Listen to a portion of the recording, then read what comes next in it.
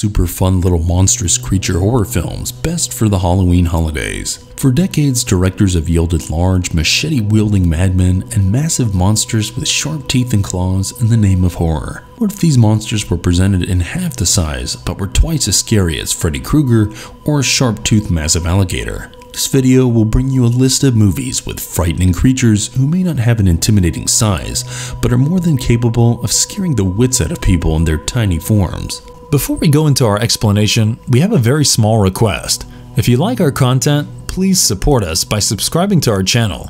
This is a small click for you, but for us, it means a lot. Thank you. Let's begin. Kill us! Kill us now!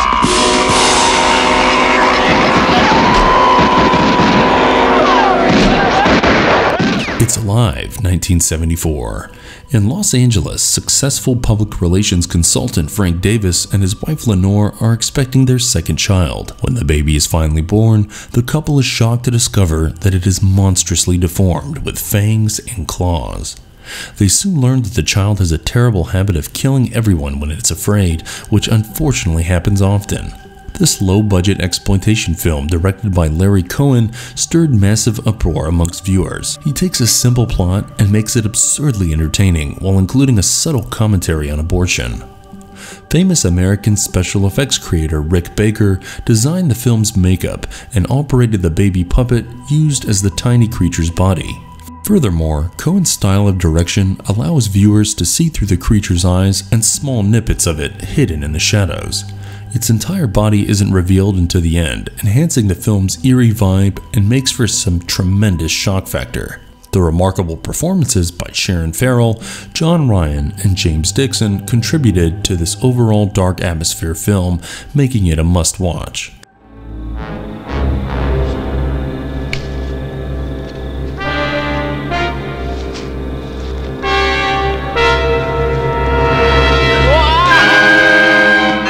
The Pit, 1981. Jamie Benjamin, a 12-year-old, is misunderstood by everyone and the whipping boy for his classmates. He gets bullied in school and his neighbors think he is peculiar. Even his parents don't give him enough attention. Soon Jamie discovers a deep pit in the woods filled with man-eating creatures that he calls tralalogs.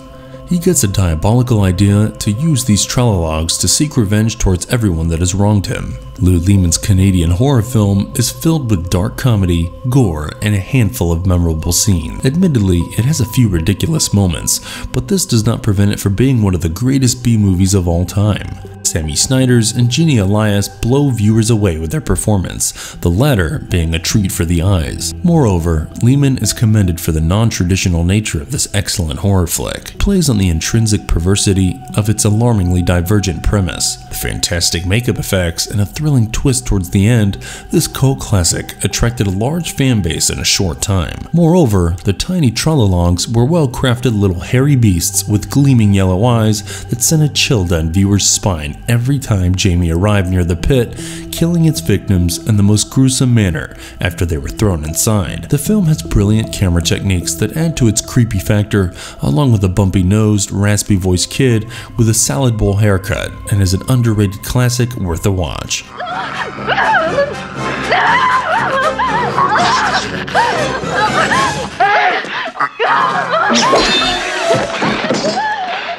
Gremlins, 1984. A young man gets a strange creature called a mogwai as a pet and is asked to adhere to certain rules to look after it. When he fails to follow them, the mogwai soon spawn into tiny destructive evil monsters called Gremlins that wreak havoc on the small town of Kingston Falls.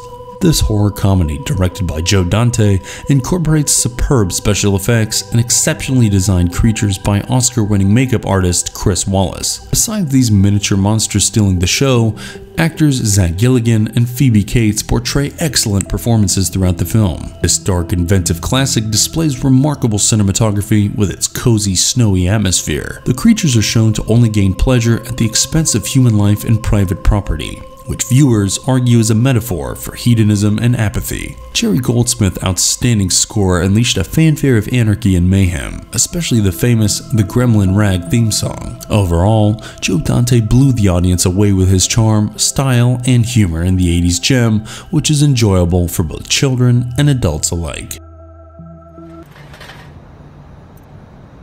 Hello? Brittany? Don't be a little bitch. Bad Milo, 2013. An average middle-class man named Duncan suddenly begins experiencing stomach pains whenever he gets stressed. Although he tries to hide his stress, the situation keeps getting worse when one day it turns into a little beast that protrudes from his body and begins taking revenge on the things that stress him out. Things take a turn for the worse when this stress monster threatens his loved ones, including his wife. In this modern-day horror comedy, director Jacob Vaughn incorporates the perfect blend of one-liners, dark comedy, and gore. This film, with its excellent opening sequence and brisk pace, makes great use of old-school physical and practical effects rather than CGI animation. It portrays outstanding performances by Patrick Warburton and Ken Marino. Milo, the little demon, embodies his internal and external stress and personifies the protagonist Duncan's character development. With Milo in his life, he is finally able to come to terms with his childhood issues of having an absent parent and gain control of his dark desires and instincts. Vaughn has made this mini-creature flick different from others in the past by providing it with profound meaning and purpose rather than the usual trope of simply terrorizing people. What's in the basket?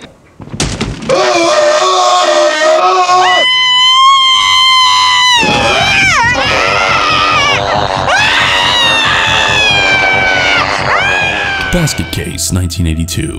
Dwayne Bradley checks into a motel room in New York with nothing but a basket and backpack. Viewers are taken into a flashback and it is revealed that the basket contains someone very important to Bradley. This creature is so physically deformed that he was dismissed as not being human by everyone. He is the vindictive organizer of this trip, which Bradley was forced to take so that the creature could take revenge on all those who wronged him. When Bradley finally gets a date with a beautiful woman and desires to move forward with his life, the creature's release into the world proves fatal for everyone. This horror film, directed by Frank Henenlotter, portrays a bizarre, gruesome rendition of sibling rivalry with a sleazy tone. The settings are dimly lit with shabby blue and red neon, and it is mostly filmed in grim, dirty locations. The characters match the environment, most of them portraying twisted, crazy personalities. Henenlotter plays with viewers' emotions in this film, ranging from silly to grim to horrifically tragic, and ultimately leaves them speechless. Like any exploitation film, Basket Case is a splatterfest, but its script is far superior to other low-budget 80s films, and it portrays Henenlotter's incredible craftsmanship as a director. Its use of expressionism and poetic justice helped it acquire a large cult following in no time at all, and made it a mini creature flick worth watching.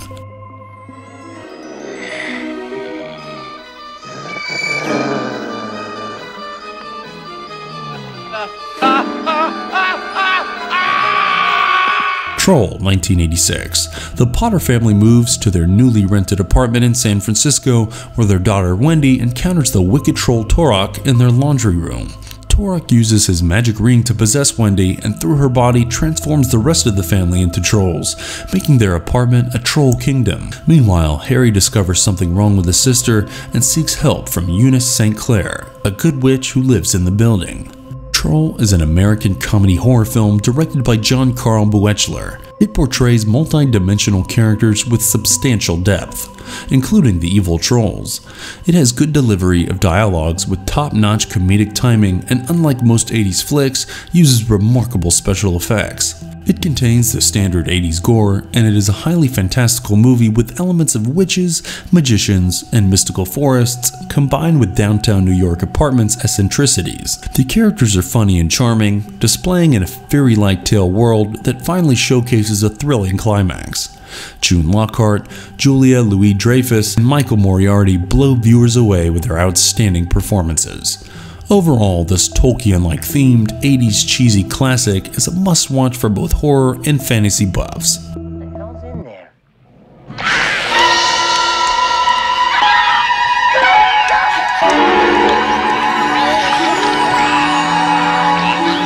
Ghoulies, 1985. A young man named Jonathan and his girlfriend Rebecca move into an old mansion that he inherited from his father Malcolm. Unbeknownst to them, it was the lair of a satanic cult. Due to some unforeseen events, a small creature materializes in the mansion's basement, which leads to Malcolm's ghost controlling Jonathan to conjure several tiny evil creatures called Ghoulies. This comedy horror was Luca Berovici's directorial debut. This campy, cheesy horror flick is another gem by Full Moon Features production that takes itself more seriously when compared to other tiny monster movies. This increases its entertainment value and prevents the horror from getting camouflaged by its comedic elements. It featured several mid-80s horror cliches with an unforeseen, thrilling twist in the end by our newfound director. Peter Liapis portrays an outstanding performance as the protagonist. The film also presents many other species as minions, zombies, and a bat of wizards, all showcased via puppets and dead props. It has an unintentional homoerotic subtext and intelligent camera work that invokes the thrilling vibe of this critter flick perfectly.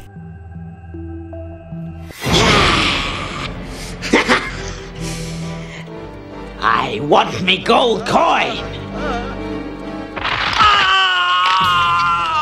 Leprechaun, 1993. Dan O'Grady returns home after stealing a pot of gold that belongs to an Irish leprechaun. While he thinks he could settle down with his newfound wealth, he is wrong. The leprechaun follows him to the United States, and O'Grady barely escapes with his life, but is luckily able to lock the little monster in the basement. 10 years later, JD and his daughter Tori move into the house and release the leprechaun by accident. He immediately starts looking for his gold and doesn't hold any regard for human life in the process. The American horror film directed by Mark Jones is Jennifer Aniston's film debut. It is a thrilling movie filled with jump scares and occasional funny moments. Despite its low budget status, it is highly whimsical and runs at a brisk pace. It contains a lucid plot, decent special effects, and substantial gore. Warwick Davis delivers an outstanding performance, and Jennifer Aniston also does a great job. It displays top-notch makeup and special effects, making Davis look quite scary and unrecognizable in his leprechaun attire. Despite its dark atmosphere and eerie tone, it is clear that Jones was self-aware of its comedic elements and predictability. He portrays good camera techniques, adding his unique spin to it from various angles, but at the end of the day, it's Warwick Davis who makes this 90s classic shine. Care to join me, sweet meat?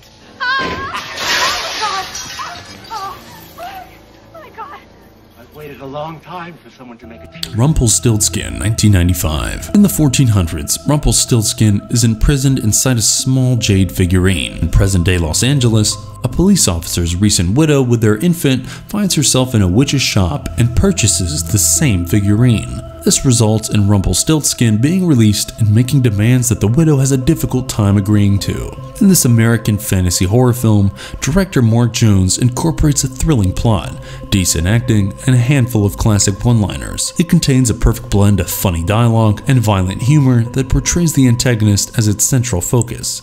He is an anti-hero who is contrasted with regular people via a colorful, outstanding performance by Max Grodenchik. Jones makes another film with fantastic makeup, special effects by Kevin Younger, and characters showcasing substantial depth. He displays a modern take on the fairy tale character combined with the trope of a helpless woman being hunted down, a man to protect her, and a hint of eeriness. Rumpelstiltskin's character's titular and impervious nature keeps viewers hooked to their screens. Although this film isn't an award winner, it is an enjoyable watch for horror fans seeking a good thrill with popcorn on a Halloween night.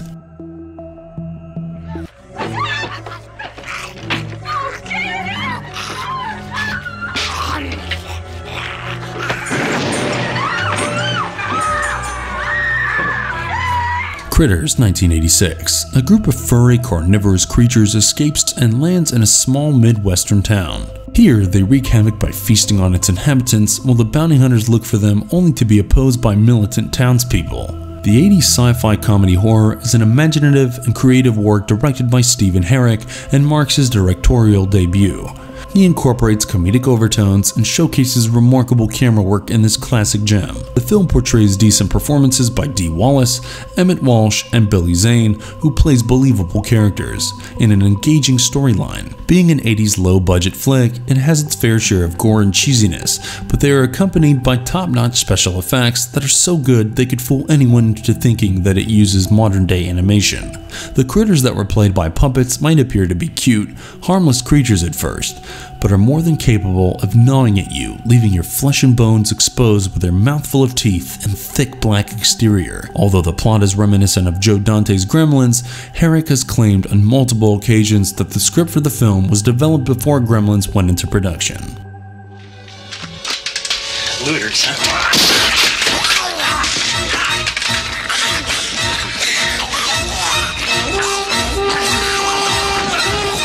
Munchies, 1987.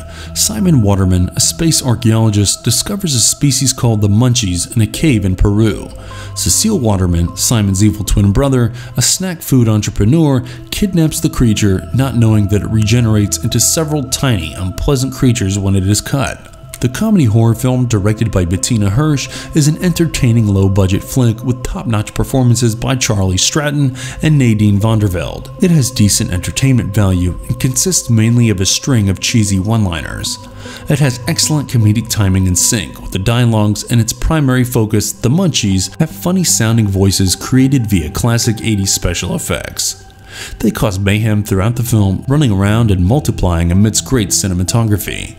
Although the characters are not very memorable with too much depth, they succeed in keeping the lighthearted atmosphere of this B-flick alive. Its horror and gore factor are not very intense compared to usual mini-creature features. Still, nevertheless, it serves as a fun family movie that both adults and children can enjoy.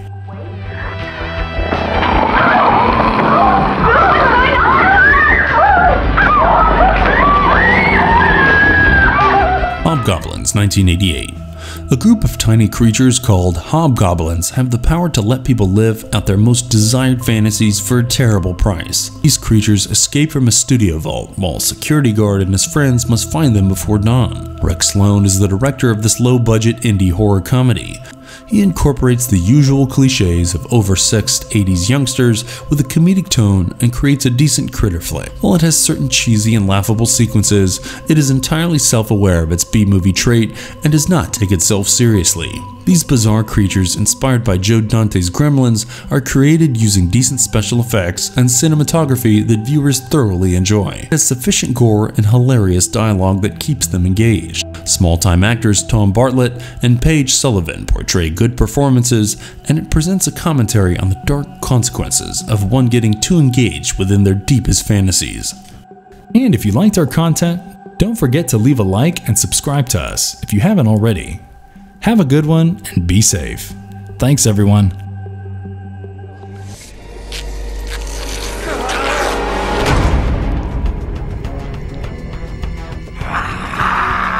What the fuck is that?